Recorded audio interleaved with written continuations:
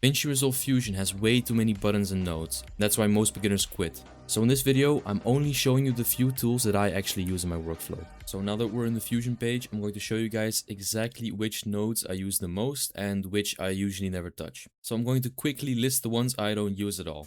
And those are going to be Paint node, the Brightness Contrast node, Color Curves, Hue Curves, Matte Control, Channel Booleans, Resize, B-Spline, B-Emitter, B-Merge, B-Render, and all of the 3D nodes on the right side of this screen. So, now moving on to those I do use. Now for the first node I use in every single edit, we're going to be talking about the text node. This node simply allows you to put text on screen, anything you'd like. You can change the font, make it bold, light, regular, whatever you want over here. Change the tracking, size, line spacing, which I actually never touched to be honest. We're going to the layout to change the position. Shading over here, you can change the color over here, or what I usually do is I make it a gradient. Looks something more like this. Change this the way you like. Change the appearance of your text over here by making your text hollow. You can change the opacity over here, which is going to make your text either less visible or more visible, depending on how you want it. You can change the rotation of your text over here. Change the X rotation, the Y rotation, or the Z rotation. Along with the pivot, the shear, and of course the size X and size Y as well. Now for the second node, we're going to be talking about the background node. This background node I use in every single edit. This is primarily to, well, as it says, create a background for my animations. So the way this node works is you have a color over here. You can change the color to whatever color you want. I want to change it to a dark blue, for instance. And you can change the alpha over here, which is actually just the opacity of your background. So as you can see, I have another clip on the background, but I can change the alpha, so it will... Next to that, there are a lot of different types over here, as you can see. What these types basically mean is, for example, we're going to just press horizontal, and the screen is basically right now going to be split between two different colors. In this instance, it's going to be black and blue. The same can be set for vertical. However, with the gradient type, you have a little bit more leniency. You can change the gradient type from linear, for example, to square. You can adjust the position over here.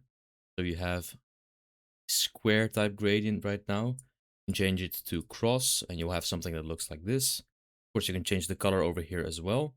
You can go even radial, for example. You'll have a radial gradient. You can change the position of as well if you'd like. Or even an angle. I rarely use this one. Never actually used it, but yeah, I just thought I'd mention it. Now the final type is going to be the four corner. In this type, you can basically just choose 4 different colors for each corner of your image.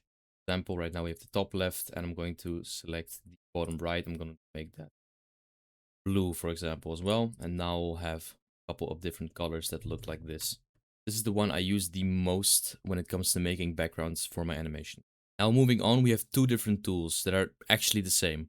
We have the old transform and we have the new transform. You can tell the difference by looking at the icons.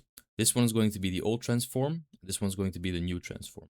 I'm going to try and quickly explain the difference to you. Now, the old transform looks like this.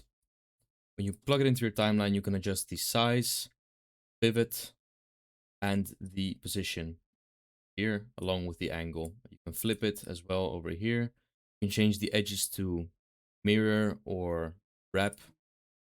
And see if I decrease the size over here, everything is going to mirror over here. This is usually what I use for my transitions. And reference size, I don't really touch, to be honest. Now, over here, if you want to use motion blur on the old transform, what you would do, you would go over to settings. You would click on motion blur, increase the quality to whatever you like, and you can increase the shutter angle as well to add more or less motion, depending on your preference. Now I'm going to try and show you the difference between the motion blur of the old transform and the new transform.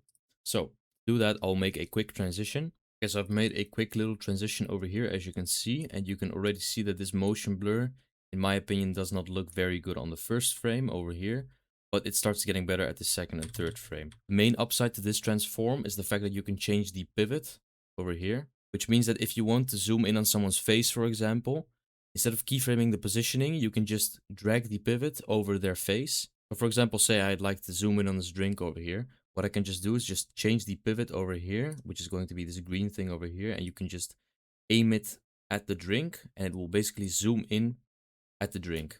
On the old transform, what I'd have to do is, yeah, as you can see, there's no pivot option over here, so you'd have to change the position to actually zoom in on an object or a person speaking. Which is why if you want to do something along the lines of that, I would recommend you use the old transform. However, the new transform does have better looking motion blur and has some options that the older one does not. Okay, so as you can see, I've created another transition over here.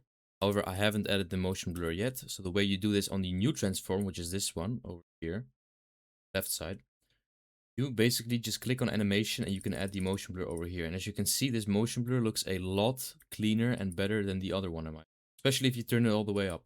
So compare the first frame of this one to the first frame of this one.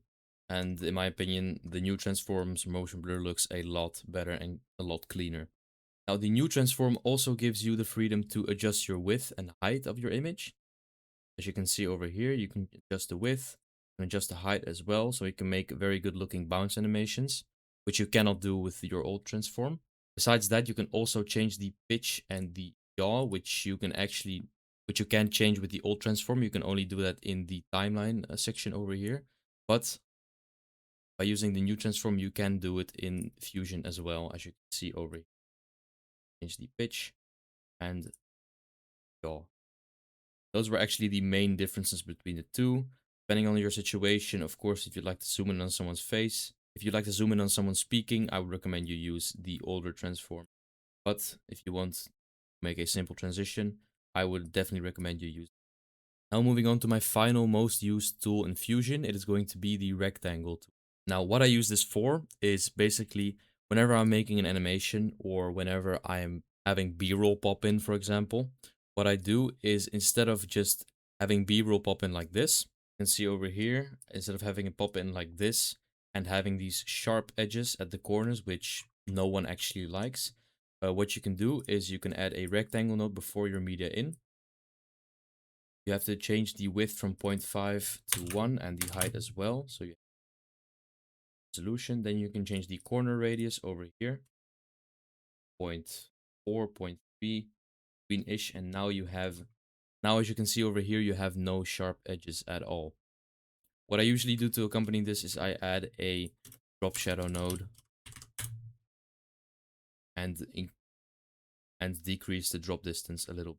Why I do this is because if you have a white background, the drop shadow makes it stand out in comparison to the white background.